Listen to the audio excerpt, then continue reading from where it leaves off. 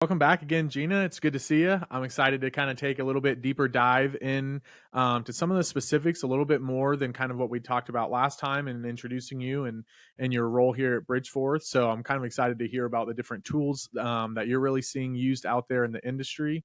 I know that you have the ones that you really like, especially inside of the professional development and the team settings. So I'll just kind of let you take it from there and describe kind of what you're seeing in the industry and what you prefer using for that. Sounds great, Levi. Thanks for having me again. I appreciate this opportunity to share what's going on behind the scenes. We don't always get to chit chat about these things, so it's nice to just be able to jump on a quick video and explain to people what we like to use. My go-to, there are several tools that I like to use, but my favorite is Lipton Strengths 2.0. And so there are thousands of dollars spent every day in the world where we're always focusing on where we fall short, right? So let's call those our expenses.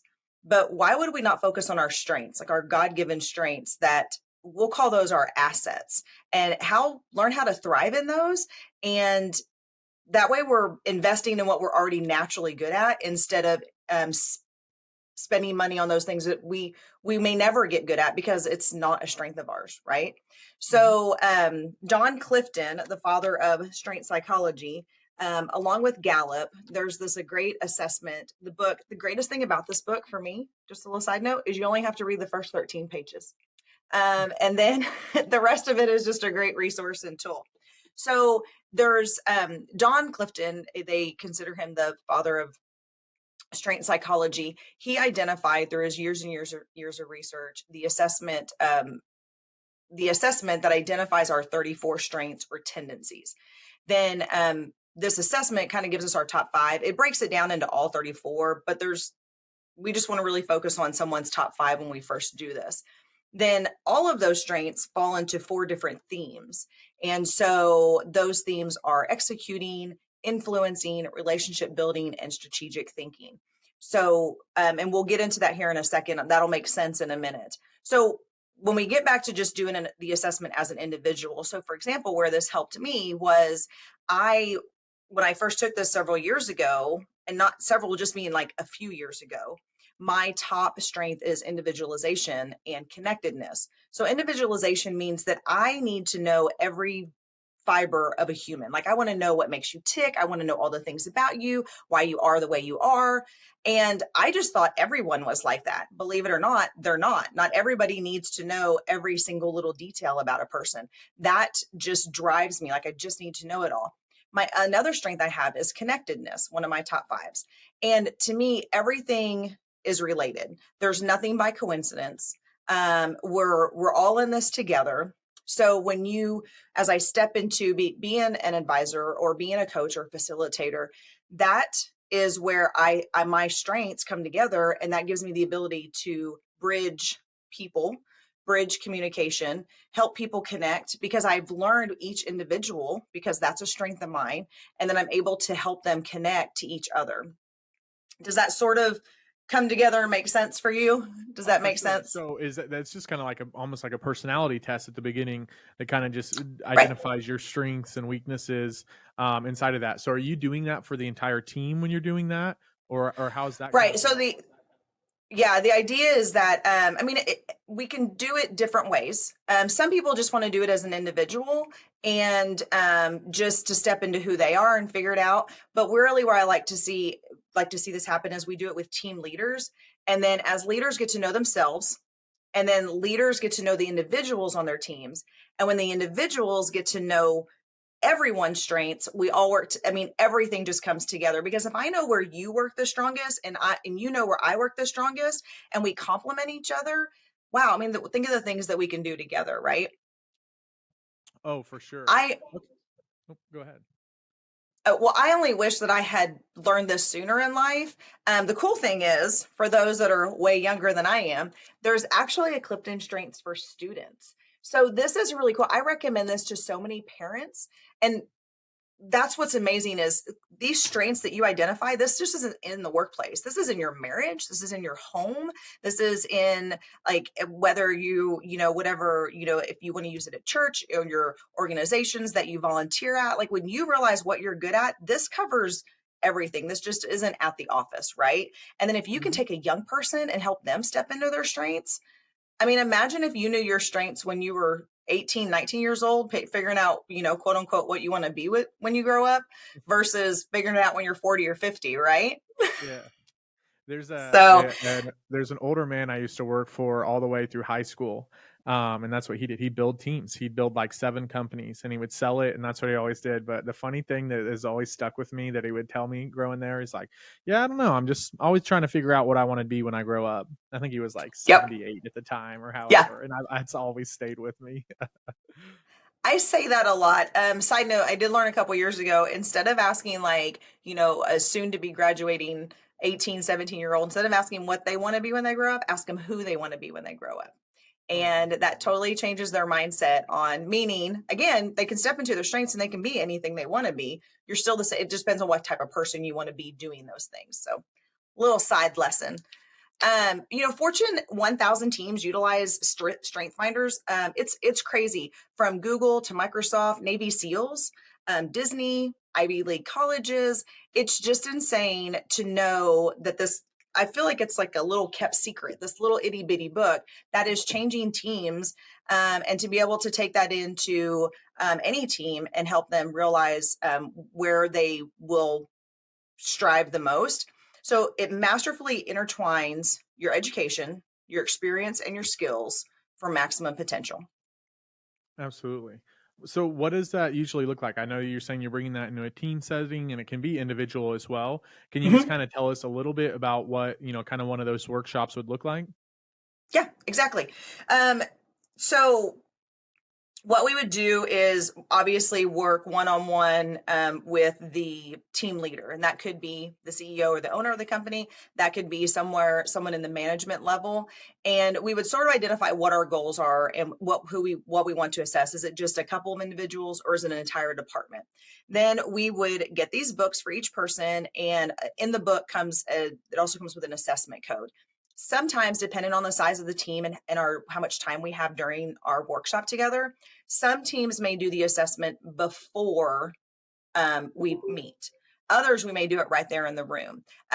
There's not a right or wrong way to do it. I sort of like the element of surprise. So if we can do it during the workshop, that's what's even great, because they haven't really had time to talk about it or anything. And then Mhm. there's this big reveal while we're all together.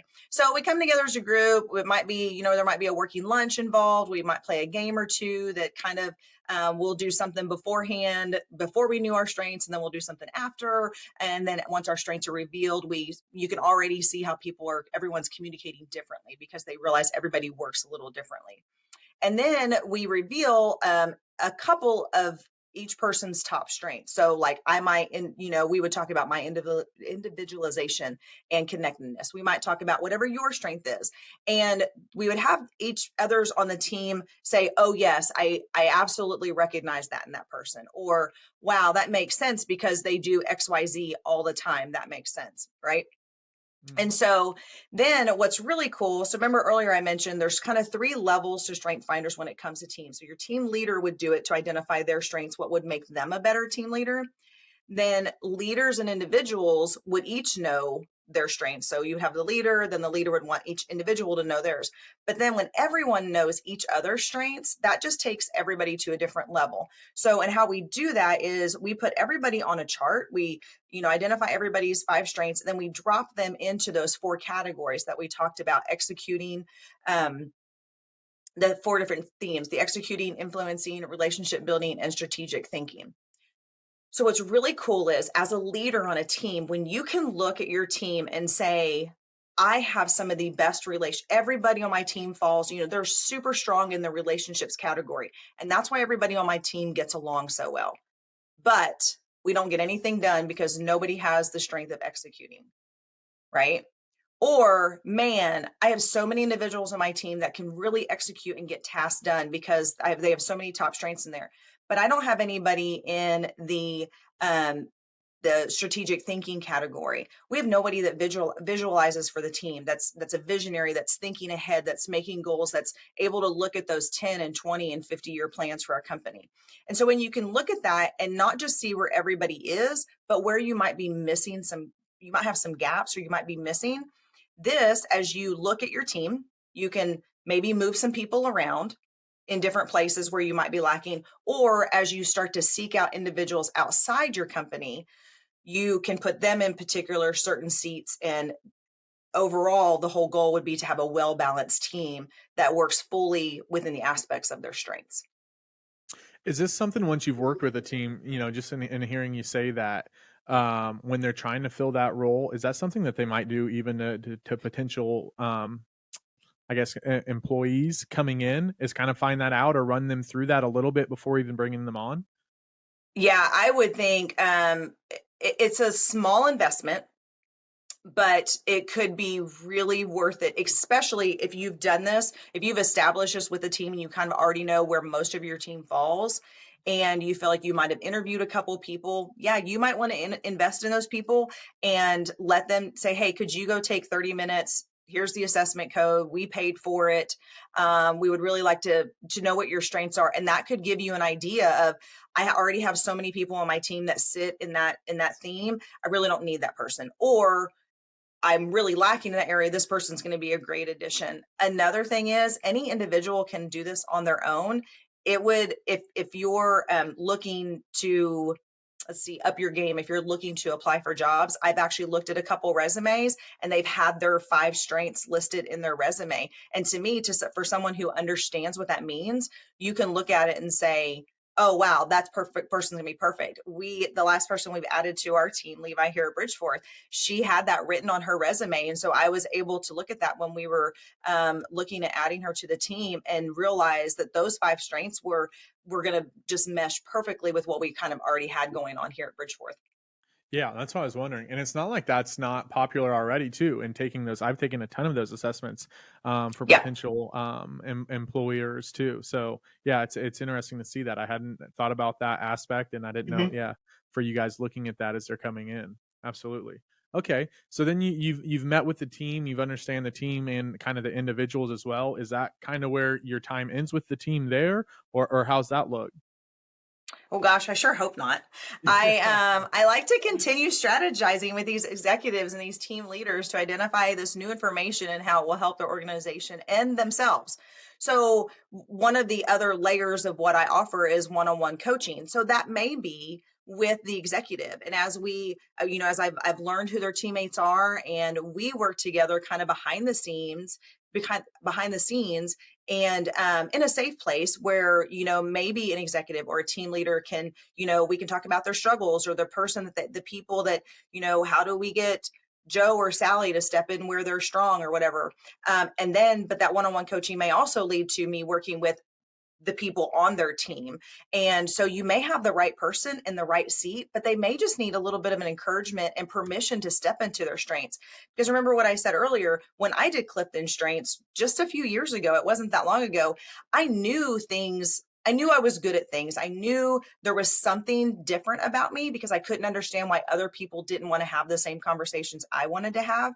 But then when I identified individualization as my strength, it gave me permission to work in that area and to be like, no, this is what I'm good at because other people aren't good at this.